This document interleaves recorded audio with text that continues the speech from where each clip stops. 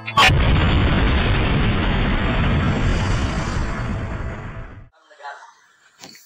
kedua, jangan pernah berikan ruang kepada kelompok fundamentalis di media-media resmi mainstream tingkat nasional. Yang ketiga, yaitu jangan pernah memberitakan segala kebaikan sebesar apapun yang dilakukan oleh kelompok fundamentalis. Yang berikutnya, kesalahan sekecil apapun yang dilakukan oleh kelompok fundamentalis harus diviralkan, harus disebarluaskan, dan harus diulang-ulang. Nah, supaya itu melekat di hati masyarakat bahwa mereka adalah orang-orang yang tidak layak untuk diberikan tempat di kita punya negeri atau di negeri Islam. Nah, kemudian nggak sampai di situ.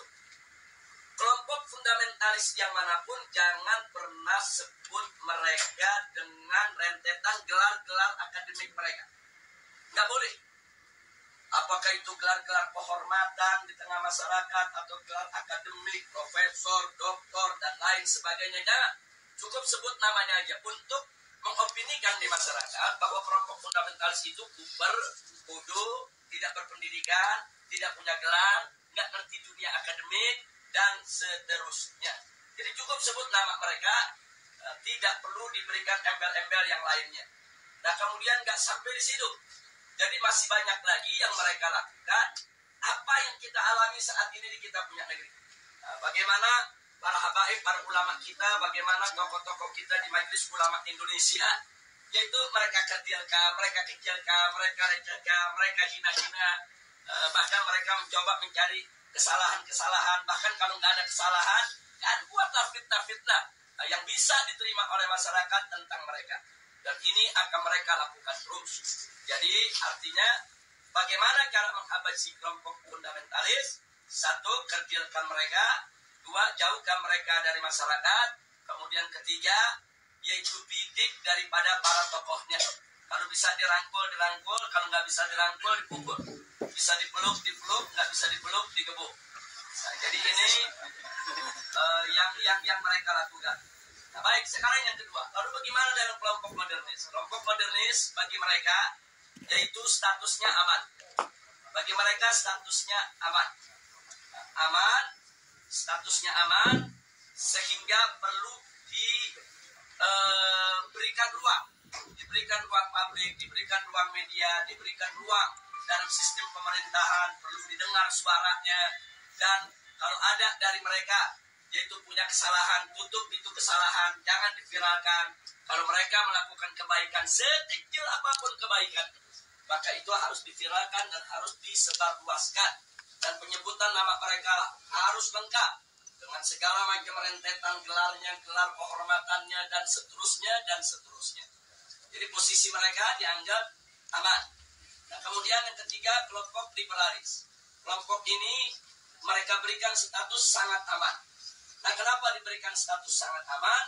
Karena kelompok ini bukan hanya sekedar dianggap kawan, tapi sudah dianggap sebagai antek. Beda kawan dengan antek. Kalau modernis itu masih kawan barat, tapi kalau sudah liberalis itu antek barat. Nah, jadi mereka sudah tidak ada nilai kritis sama sekali. Nah, tapi justru kelompok ini yang mereka besarkan. Kelompok ini harus dibesarkan di seluruh negeri-negeri Islam.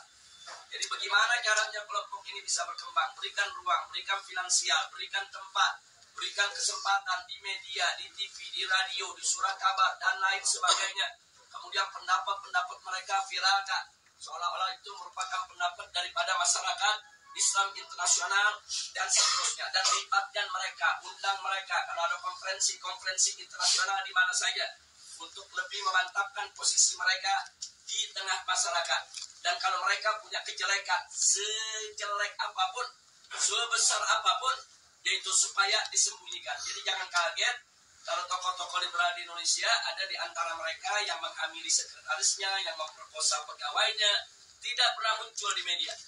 Jadi semua harus ditutup, tidak boleh.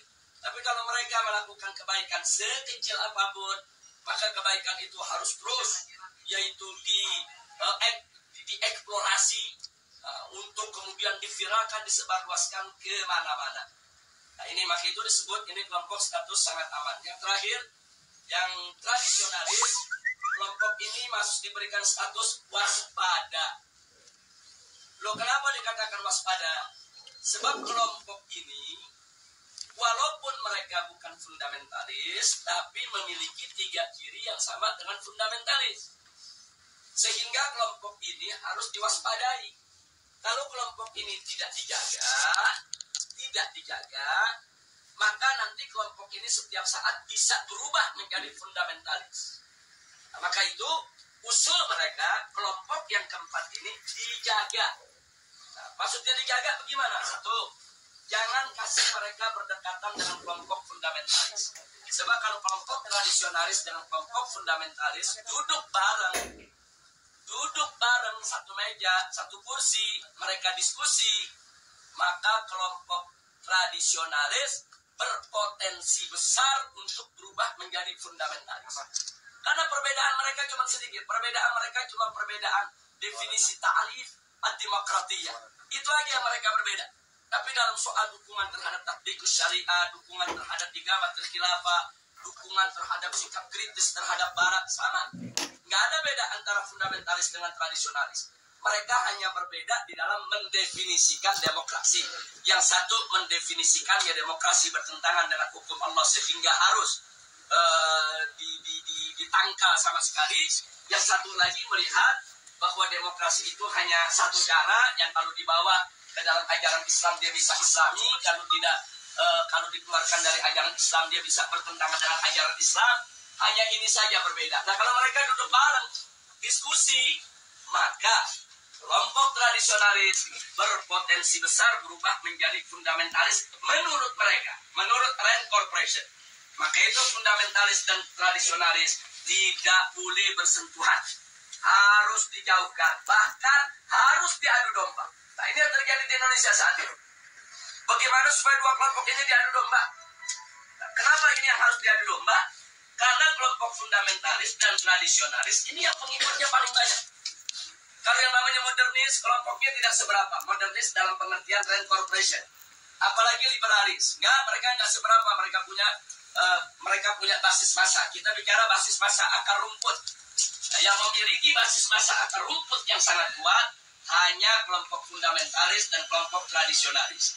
Maka itu kalau ini bersatu, ini akan menjadi satu kekuatan umat Islam yang maha dahsyat, yang bisa merontokkan kekuatan mereka, sehingga mereka akan melakukan berbagai macam upaya bagaimana dua kekuatan ini untuk tidak bersatu. Nah itulah sebabnya aksi 212 di mata mereka ini merupakan persatuan antara fundamentalis dan tradisionalis. Dan mereka sangat panik, mereka sangat kalap, karena yang masuk dalam aksi 212 itu dari semua elemen umat Islam. Apapun organisasinya, apapun partai politiknya, apapun mazhab pemikirannya, mereka datang, mereka tidak tanya, Anda NU, Anda Muhammadiyah, Anda FPI, enggak. Mereka enggak nanya, Anda P3, Anda PKS, Anda PKB, enggak. Mereka enggak nanya, mazhab, Anda Syafi'i, Anda Hambali, Anda enggak. Mereka nggak nanya Anda ini termasuk yang Aswaja, yang Wahabi, atau yang Salafi dan lain. Enggak ada. Mereka hanya tahu Anda Muslim, saya Muslim, kita datang untuk bela Islam. Justru ini yang menakutkan musuh. Nah karena ini membuat mereka panik dan mereka kalah. Akhirnya semua tokoh-tokoh yang terlibat dalam aksi 212 mereka kriminalisasi. Sebagian ada yang dimakarisasi, sebagian ada yang diterorisasi, sebagian ada yang dikriminalisasi. Yang diterorisasi, umpamanya Ustadz Bakhtiar Nasir, dikait-kaitkan gerakannya dengan ISIS, dengan sumbangan untuk teroris, dan lain sebagainya. Ini namanya terorisasi. Nah, sedangkan makarisasi, seperti Kiai Khattab, Muhammad Al-Khattab, yang saat ini ditahan dan dipenjara. Nah, ini dikait-kaitkan dengan inilah gembong yang membuat makar, inilah yang ingin menggulingkan pemerintah, dan lain sebagainya.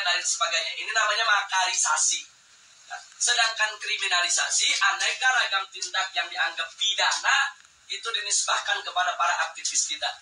Nah, jadi sekali lagi, bahwa kriminalisasi, kemudian makarisasi, terorisasi. Ini merupakan jalan yang mereka ambil saat ini untuk membuyarkan kesatuan daripada umat Islam. Maka itu saya minta kepada segenap umat Islam, khususnya kepada ulama yang ada di Madinah ini khususnya secara istimewa adalah antum semua, baik mukimin maupun pekerja dan lain sebagainya. Yuk kita rapatkan barisan dan yuk mari sama-sama kita aktif di dalam perang opini. Jadi jangan pernah kita lalai. Jadi jangan lupa, ini handphone yang Anda pegang ini di zaman sekarang bisa menjadi senjata yang luar biasa. 3-4 tahun yang lalu, itu manakala gerakan kita digembosi oleh televisi mainstream yang ada di Indonesia, kita nggak berkutik. Digembosi koran, digembosi majalah, digembosi televisi, kita tidak berkutik. Kenapa? Karena saat itu media televisi adalah media yang paling kuat, adidaya, paling berkuasa untuk membentuk opini. Nah, sementara yang memiliki televisi itu hanya konglomerat. Nah, mereka yang punya uang banyak, karena operasional untuk sebuah televisi itu bisa ratusan miliar. Nah, jadi kita nggak berkutik. Jadi semua opini di kita punya negeri itu dibentuk oleh para konglomerat yang pemilik daripada televisi tersebut. Tapi alhamdulillah 3 tahun terakhir ini ada perubahan terobosan teknologi yang luar biasa. Munculnya WA, Instagram, kemudian medsos yang lainnya. Ini membuat bahwa penguasaan opini tidak lagi didominasi oleh konglomerat. Bahkan masyarakat biasa cuma modal handphone, beli pulsa di Indonesia 5.000 perak, dia bisa bikin opini. Modal 5.000 perak, foto sana, foto sini, rekam sana, rekam sini. Mereka viralkan dari grup ke grup. Bahkan kadang-kadang banyak orang mendapatkan berita lebih dulu dari WA ketimbang dari TV. Lebih dulu dari WA ketimbang dari radio. Lebih dulu dari WA ketimbang dari majalah dan koran. Nah, ini luar biasa. Artinya apa? Dalam kondisi yang seperti ini, alhamdulillah umat Islam ini pandai menggunakan kesempatan. Jadi kita lihat secara tidak direncanakan, tidak ada rapatnya, tidak ada musyawarahnya, tidak ada pendaftarannya, tahu-tahu muncul Laskar Cyber Muslim. Netizennya nggak main-main itu, yang mendukung itu. Itu kalau ada satu akun menyerang Islam, itu bisa ada jutaan akun menyerang balik kepada persatuan. Jadi artinya ini kan nggak ada kan kantor Laskar Cyber Muslim, nggak ada. Siapa pemimpinannya, ketua umum Laskar Cyber Muslim, nggak ada. Ini muncul begitu aja di dunia media. Tapi jangan lupa, justru Laskar inilah yang berjasa besar dalam setiap aksi bela Islam yang ada di Indonesia. Jadi mereka yang memviralkan berita, mereka yang buat pertahanan opini, mereka yang bentuk opini. Kalau ada opini-opini buruk terhadap para ulama, para kiai, mereka yang memendung, mereka yang hantam balik, dan seterusnya. Dan kekuatan mereka dahsyat.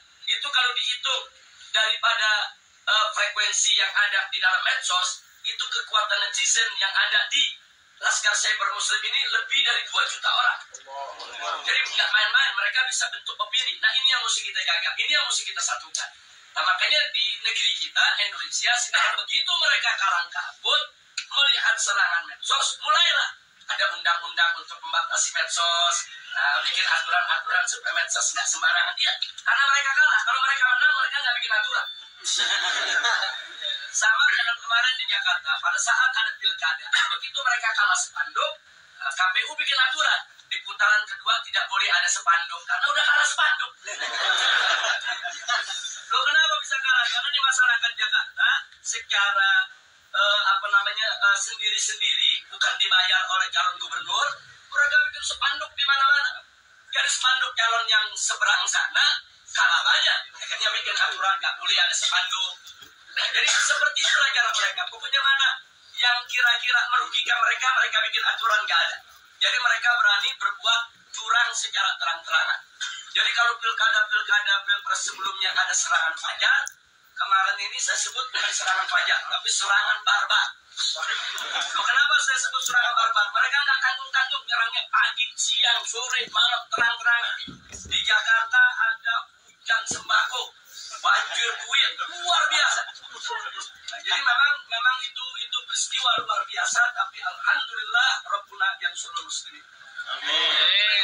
Muslimin di Indonesia, alhamdulillah, ala barakatillah subhanahu wa ta'ala, Allah masih memberikan kemenangan kepada kita sampai saat ini. Sebelum saya akhiri, mungkin nanti ada yang ingin menambahkan atau ada yang ingin bertanya atau minta penjelasan. Maka di sini yang ingin saya ingatkan adalah bahwa persatuan ini penting. Allah subhanahu wa ta'ala wa'tasimu bihablillahi jami'a wa. Jadi al-i'tisam bihablillah ini luar biasa. Ini doruri. Jadi kita harus bersatu dalam iman, bersatu dalam Islam, bersatu dalam ihsan, bersatu di dalam penegakan hukum Allah subhanahu wa ta'ala. Wala tafarruqu, dan jangan sekali-kali kamu bercerai.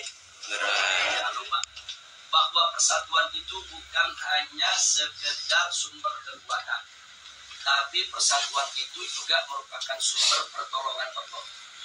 Di mana kita tahu An-Nabi alaihi salatu wassalam alaikum bil jamaah fa inna yadallahi ma'al jamaah. Itu wajib atas kamu sekalian, yaitu berjamaah, bersatu, bersaudara, yaitu berjuang bersama. Nah, kenapa? Karena memang pertolongan Allah itu ada pada kebersamaan. Jadi pada saat kita bersama, kita bersatu, nggak usah khawatir, segala kesulitan akan menjadi mudah. Kenapa? Karena di situ ada keberkahan, di situ ada pertolongan Allah subhanahu wa ta'ala. Amin. Dan kalau Allah sudah menolong, tidak ada satu kekuatan pun yang bisa menghalanginya. Nah, saya berbagi pengalaman sedikit sebelum saya akhiri. Pada aksi bela Islam yang pertama, kita tidak ada gangguan. Tidak ada gangguan dari aparat, tidak ada gangguan dari pemerintah. Karena itu merupakan aksi bela Islam pertama yang mereka nggak sangka jumlah yang akan datang. Jadi begitu itu digelar dengan mudah, tanpa halangan, tanpa gangguan. Yang hadir antara 300 sampai 400-an ribu mendatangi Reskrim Mabes Polri. Tapi justru setelah itu pemerintah jadi waspada. Begitu kita umumkan aksi bela Islam 2, mulailah gangguan-gangguan datang. Jadi mereka hadang, mereka halangi, mereka gembosi menjelang daripada aksi 4/11. Tapi ternyata penggembosan itu gagal. Jadi walaupun mereka gembosi, tapi pada akhirnya aksi 4/11 itu dihadiri tidak kurang hampir 4 juta orang, 3,5 juta ya. Nah, jadi perhitungan itu dihitung dengan per meter daripada lokasi, 1 meter itu berapa orang bisa ditempati oleh manusia, kemudian panjang itu berapa, lebar berapa, tempat-tempat lokasi yang diisi berapa. Jadi perhitungannya sangat matematis. Nah, kemudian setelah 4/11 digelar, ternyata memang umat yang datang begitu banyak, pemerintah lebih berhati-hati. Begitu diumumkan 212, mereka mulai secara terang-terangan melarang. Waktu 4/11 masih nggak terang-terangan, masih himbauan-himbauan. Tapi begitu 212, jelas-jelas mereka melakukan larangan, bahkan teror dan intimidasi. Jadi pesantren-pesantren didatangi, kiai-kiai didatangi, dibujuk, dirayu supaya tidak turun dengan berbagai macam iming-iming. Dan kalau yang nggak mau, tetap mau turun juga, mereka teror, mereka intimidasi, mereka takut-takuti dan lain sebagainya. Bahkan perusahaan bis di mana-mana, khususnya Jakarta, Sumatera, itu diteror, diancam akan dicabut. Mereka punya lisensi, mereka punya izin trayek, karena mereka berani mengangkut umat Islam.